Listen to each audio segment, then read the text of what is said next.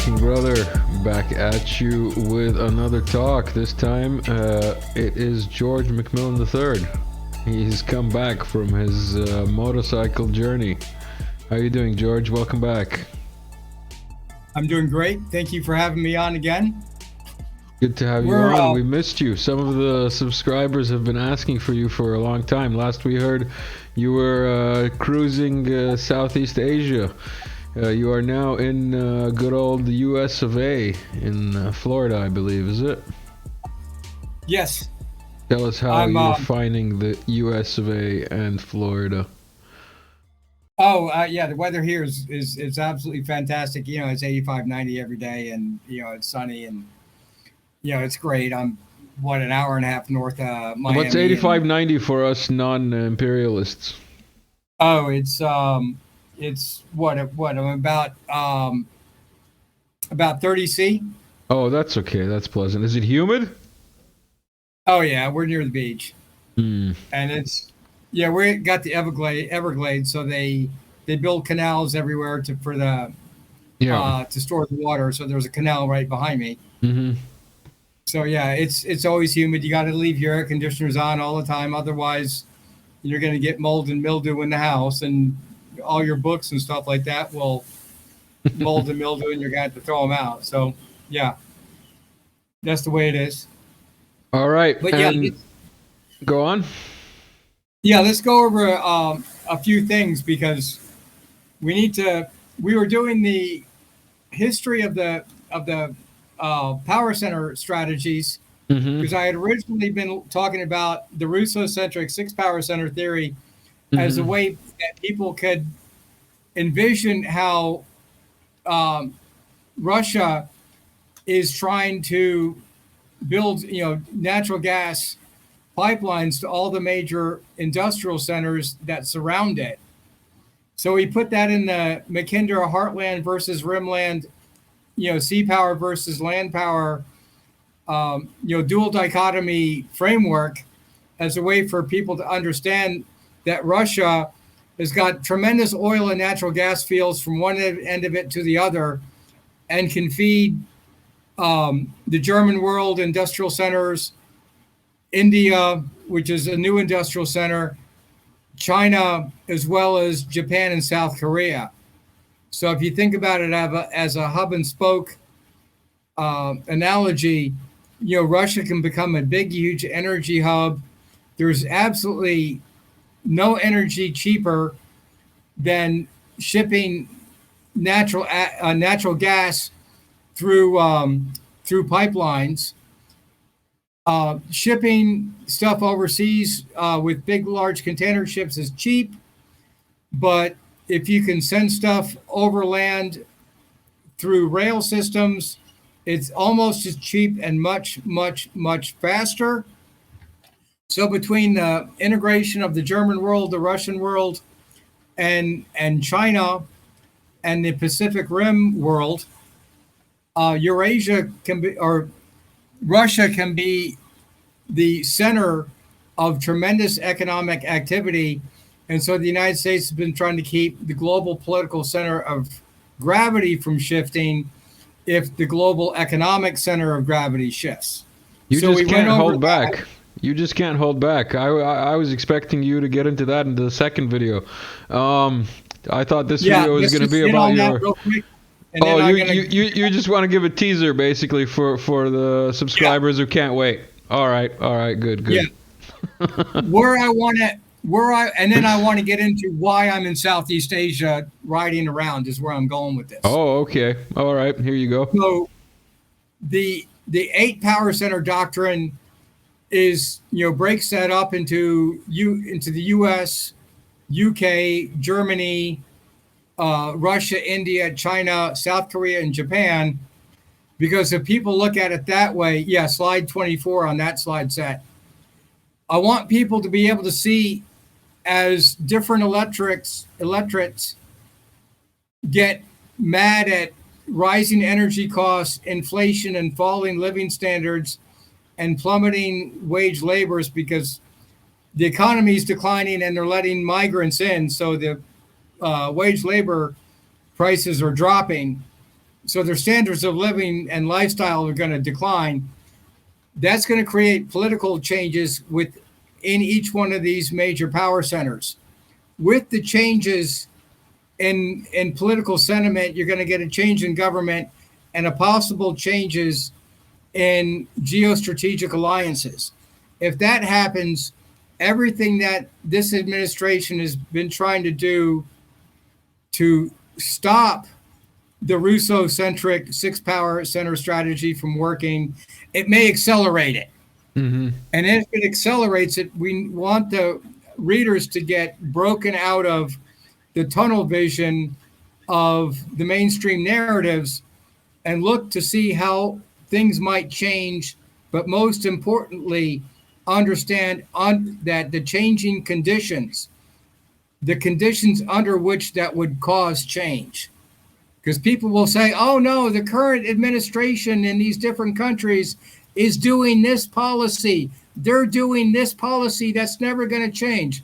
That is not true if the energy costs increase 6 or 7 fold, because LNG, liquefied natural gas, is 7 times more expensive than natural gas shipped by pipeline. George. So that would cause inflation everywhere. You're not new on this show. You're one of the backbones of this channel. One of the primary support legs of this viewership. You know this is a comedy channel, right? Let me just remind you that you're back on a comedy channel, and to highlight that, we have a really, really bad meme. Did you come here to die? Nah, mate. Came here yesterday. Says the newfie. Yeah. No, but seriously speaking, that's a pretty good introduction of what's been going on. And anybody who's an avid subscriber or follower of this channel should be familiar with your approaches to analysis of the 6 and therefore 7 and 8 center power strategies. Well, just because of the discussions that in the Telegram channel that we had, people, never mind. Some people are just so stuck in presentism, even though they follow me, they still don't get that I'm doing predictive analysis. I know what is. I'm talking about on the condition. It's mind blowing how people don't understand why I'm talking about certain changes. So, moving to the second issue we want to hit, my motorcycle trip and why I'm in Southeast Asia. For the motorcycle fans, we have some visual motorcycle exciting stuff. Don't forget to tell people what kind of, I don't care. Personally, I'm not a motorcycle fan, but I know motorcycle fans like to know. So what kind of motorcycle is this? And this is yours, I believe you told me. Oh, yeah. I just picked up a 2017 Kawasaki Z900 because they're plentiful. I hadn't ridden in decades, and I wanted to see if I liked riding it again. The problem is I love it. So that's I'm out riding, more than I'm doing videos, than I'm doing slide sets and videos. So, but I'm just using that because I wasn't sure how much I'd be allowed to travel within Southeast Asia. That and, the obvious is if I was thinking about getting a brand new motorcycle, then I'm like, well, what happens if someone steals it? Then I'm out 20 grand. This way I'm only, out, 4 or 5 grand. Yeah. So,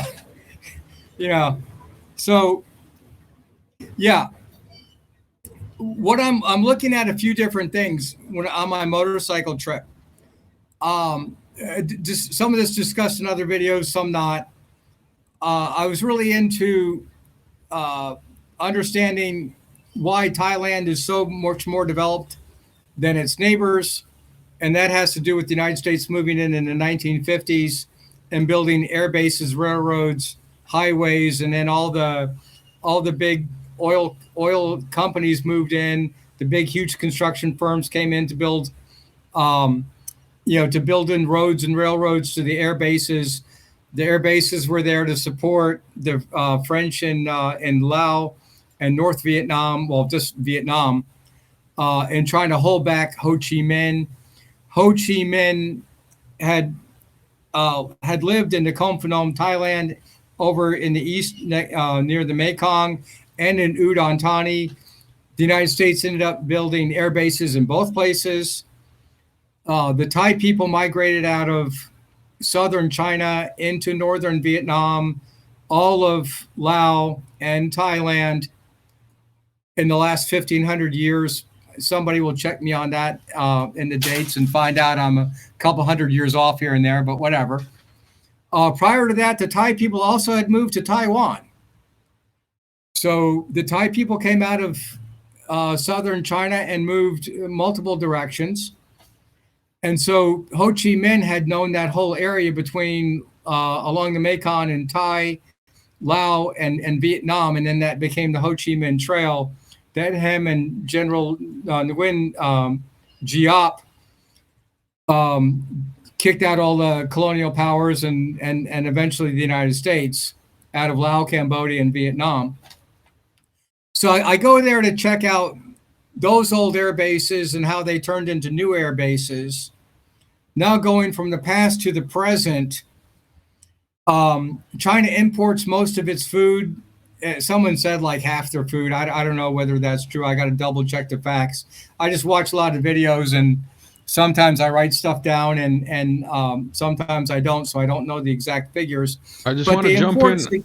I just want to jump in and tell people that this is basically the trip that you took, and that you started off in Bangkok, if I'm not mistaken, then went down. Yeah, I'll get to that. Oh, you were gonna walk us through later? Okay, keep going then. Yeah. Sorry. I'm just going down the list. I'll just giving people. I'll keep scrolling then through your pictures in the background, just so people have stuff to see. Oh, okay, yeah. I'm just scrolling through the list of what we're going to cover in our next several videos. Then we're going to conclude it just by talking about the motorcycle trip. All right. But I'm not there to ride a motorcycle. I could ride a motorcycle right here. The question is, why am I over there riding around on a motorcycle? Yeah. So I have past historical interests that carry through to today because China's importing a significant amount of food. So in the later videos, I'll look up more exact figures on that. Or if people in the chat do know the figures, feel free to post good sources on that. That would save me some work and make this go faster. So China doesn't want, in the previous videos, I explained the original Silk Road program is to connect China to Central Asia, Russia, and then eventually into Germany with pipelines and railway system, so they can integrate the major industrial powers with Russia, the major energy source in the area, and integrate all three major areas. And then the purpose of the Belt and Road is to build ports from China to the friendliest countries in the South China Sea and the Indian Ocean, to try to mitigate the ability of the United States Navy to cut China off from landing, from cut them off in the Strait of Hormuz and Strait of Malacca. So they want to be able to take stuff from Africa or the Middle East to the closest port, unload oil on pipelines or goods on container ships and put them on railway systems and trucks and send stuff back over to China. So they want to shorten their time and distance on the seas. So that's the difference between the Silk Road project and why it expanded into the Belt and Road project. All right, that being said, because a lot of people don't get the differences between the two, they think they're the same, but what they occurred in stages. So then China's got a food shortage problem. They import a lot of food that is subject to maritime interdiction in the different maritime choke point areas. So the underdevelopment of Laos and Cambodia offers them a way to grow food source close to home and import it overland. So to decrease their vulnerabilities, and again, I go back to Thailand and the building of those airports when the DoD, Department of Defense, and the Central Intelligence Agency, well, back then it was OSS and then the CIA, the Office of Strategic Studies, or so anyway, it became Thailand became a base for the United States to move into to support the French. But once they started building roads and railroads throughout Thailand, the big multinational agricultural corporations moved in. The big tire manufacturers moved in because they're a big producer of rubber, sugarcane, every kind of vegetable you can think of, and palm oil is the big one lately. So they moved in. So the United States and the British already kind of have Thailand locked up. China is taking a lot of that, is moving in and taking some of that market share. But Cambodia and Laos are vastly underdeveloped. The multinational corporations of the U.S., China, and South Korea are trying to move in that area, but it's still way underdeveloped. China can move in and get basically all of their food supplies from there. It's got Cambodia and Laos have year-round growing seasons, abundant rainfall, and fertile soil. So that can supply China of basically 100% of its needs without them going over the ocean at all. So then the question becomes, they need highways first and railroads. So that's why I'm over there riding around to see where their infrastructural projects are. So that's why I'm in China. I mean, that's why I'm going into French Indochina, Southeast Asia, looking at that stuff. We'll stop there. Let me kick it back to you. Do you have any questions? I was thinking we can look through some of your photos and you can give us some more insight into, let's say, for example, these friendly faces. These guys look like a bunch of bikers that you met along the way. Oh, okay. Yeah. Okay. Those guys, I saw those guys in Surin. Surin is a city in eastern Thailand in Isan. Mm-hmm. That's just above, it's about an hour and a half north of Amlong Vane, where the Khmer Rouge hung out. That's right. Where Pol Pot and Yang Seri lived until they died in the late 90s. Mm-hmm. The Surin region is they've been speaking Khmer for 1,500 years or longer. I mean, they don't even know. Mm-hmm. They just know because their parents speak Thai and Khmer, and their grandparents did, and they just always have. So up there, I met a group of bikers that were actually from the Bangkok area or even Hua Hin area in southern Thailand. They'd all gathered in Bangkok and then drove up to Surin. They were on their way through Laos into Vietnam, kind of doing the trips that I want to do in the future.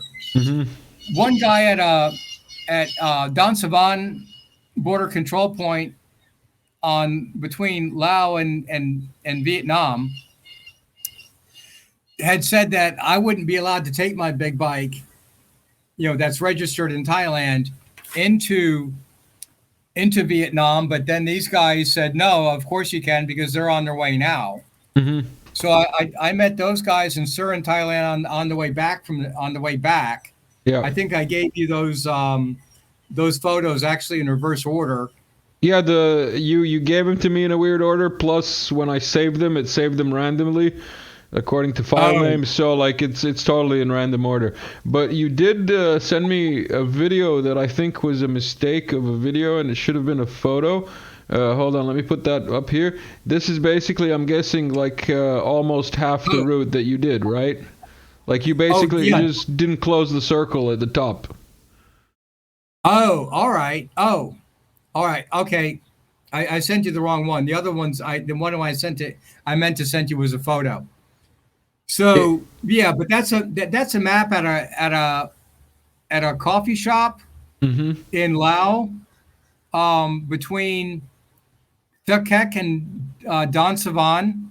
You know, that's the major road that goes to Vietnam. Mm-hmm. So I'm riding west to east, you know, from the Mekong River towards Vietnam there, and that's actually on my way back. But yeah, I'm going. I got a street bike, not a dirt bike, so I'm trying to stay on. I got to stay on the paved roads, right? Yeah, yeah, yeah. There's a lot of the north-south roads that go on the Ho Chi Minh Trail. I'm trying to get an understanding of what the Ho Chi Minh Trail looks like Mm-hmm. and how it's developing. So now they have coffee shops along the way that they didn't have 70 years ago.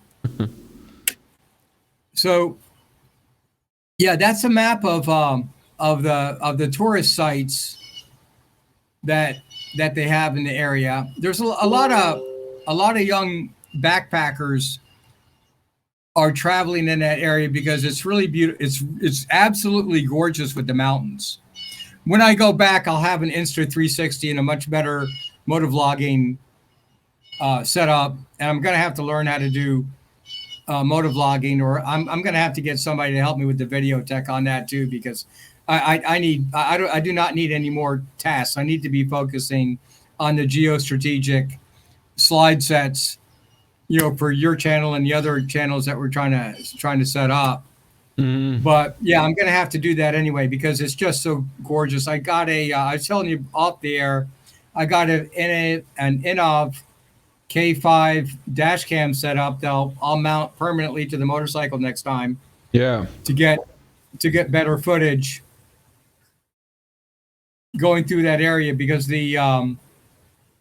well, what I'm looking at and that northern route between Phuoc and Don Savan is that the mountain ranges there run east-west. Mm-hmm. Some of the mountain ranges run north-south, some run east-west. The significance of that is below that is mostly plains, meaning that the Ho Chi Minh Trail had to go, for it to go north to south along the Cambodian Vietnam border, it had to go at some point far west towards the Mekong to get around the big mountains because these things are, 1,500, 2,000 feet tall. So you can't, and they're big, huge rock formations that go up very abruptly. You know, they're not gradual; they're very abrupt. So they're very difficult to get over. Yeah, here's one of the pictures. Let me just put it up on screen. Yeah, this is what you sent along. So yeah, I can imagine climbing this would not be fun. Oh yeah, especially if you're trying to move artillery pieces, you know, or a train. Yeah. And you know how much a can of 1,000 rounds of ammo costs. I mean, weighs rather. Yeah, yeah. So yeah, I mean, if you're doing that on bicycles and donkeys or whatever, yeah, there's very limited amount you could carry. You can't move very well. Mm-hmm. So you had to funnel in around these mountains. So General Westmoreland had originally had planned for the United States to do an El Paso plan roughly What's an El Paso plan? I don't know what that is. It went from, let me look at my map real quick. It would go from, let me focus in a little bit. I want to say just below Da Nang, maybe Hoi An, and would go through, hold on a second, would basically go through Khe Sanh and all the way over through Zipan to Savannah Ket and the Paxi area. So that way the United States military could only focus on the choke points between the mountain ranges. and then they wouldn't be strung out along the whole Vietnam, Laos, Cambodian border. Yeah. You could only focus on 5 miles here and 5 miles there. Lyndon Baines Johnson, he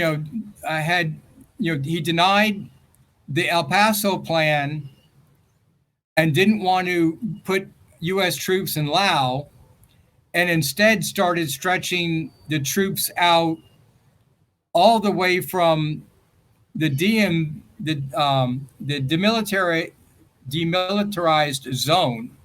Yeah. South of Da Nang, all the way down to the South China Sea along the Cambodian and Vietnam border. So he ended up stretching the U.S. military around, like 10 times the amount of territory that they would, or maybe even more, than they would have had to cover with the Paso plan. So the Paso plan would have cut off the Ho Chi Minh Trail.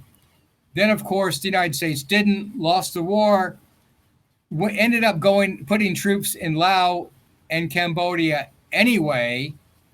Okay, Laos was against the Paris treaties. Ended up cheating on that treaty anyway. So that whole plan failed. The United States did, yeah. What? They cheated on a treaty? Yeah. No way. Like in Minsk? Well, I'm not going to go there because, obviously the Ho Chi Minh and General Nguyen Diop, cheated on the treaty also. But once you know that everybody's going to cheat on the treaty, then you might as well just been upfront about it and disavowed the treaty and just done the El Paso plan, straight up, so everybody would know. That was the course of action that was. It's discussed by Dr. Paul Carter, who's a YouTuber that's retired 82nd Airborne, and does his videos out of Chiang Mai. They're really, really good set of videos. I try to watch all of his. I'm a few videos behind, but his video series on Vietnam War are very, very good. So anyway, I'm there for the historical reasons of checking out the Ho Chi Minh Trail. That now the Chinese need to radically upgrade the road system through that area so they can A, gain their food source, and B, build up a port and railway system near Sihanoukville and Ream Beach, Cambodia, and the Gulf of Thailand. That's where they need to go with this. So I'm looking at the old Ho Chi Minh Trail and how that's about to, it still is going to have significant geostrategic importance, in the next 10 years. Basically, you have the collective West and India trying to build infrastructural roads from India through Myanmar into Thailand, and then from Thailand into Cambodia and South Vietnam, Southern Vietnam into Saigon. I still don't like to call it Ho Chi Minh City. I still call it Saigon. The Indians don't want to get beaten out of Indochina by the Chinese. So that's why they want to build roads through Myanmar. And then the U.S. has been operating out of Thailand since right after World War II, like I explained earlier. And they want them, the Canadians, the Australians, the Five Eyes countries, the UK, are trying to build, and Germany are trying to build roads through Cambodia that go west to east to Saigon. So they're building east-west infrastructure, and China is building north-south infrastructure. So people need to keep that in mind, how this competition is going. So I'm going there to I went there to check stuff out, and I'll still be going there to see how things progress. And as I'm riding around, I'm looking at the different multinational corporations that are moving in. I was sitting here all morning, and the birds weren't chirping. And now, the second we start the video, I got the birds in the background. It's okay, man. It gives us the atmosphere of Florida. What can I say? I already feel more relaxed. Except I can only imagine how many crocodiles are they crocodiles or alligators? What are they in Florida? They're alligators around here, but down in a couple hours south there they have crocodiles too. Oh, so you have both. Lovely. Oh, yeah. Yeah, well, just most of the East Coast of the United States, the Southeast, is just alligators, but the very tip of South Florida has crocodiles too. Nice. They got both. Nice. And they're huge too. Down past Homestead, the area south of Miami, headed towards the Keys in Cuba. Once you get past there, they got crocodiles too. Nice. So I see the boxing bag. Is that like a new hobby you're picking up, or are you just worried about the zombie apocalypse? Oh, the heavy bag in the background. Yeah. Yeah. My friend Tim, that I'm staying at his house. He's he's prior government, but yeah, he's always been into martial arts. I think he said when he was in high school it was Taekwondo or college. All right. But yeah, now he's into Brazilian Jiu-Jitsu and Muay Thai. Nice. So, ask him his take on Russian Sistema. I'll get your answer offline later, but it would be interesting to hear his take on Russian Sistema. Yeah, well, actually, he's watching. No, it's okay. Actually, he doesn't need to pop in now. Maybe if he wants to. I'm sure he can go on for an hour on that. Maybe we can have him on as his debut if he wants to. In any case, what was I gonna say? So you're in Florida. You're chilling there for the next bit. So our viewers can expect you to pop on very soon with some more boring slide sets, right?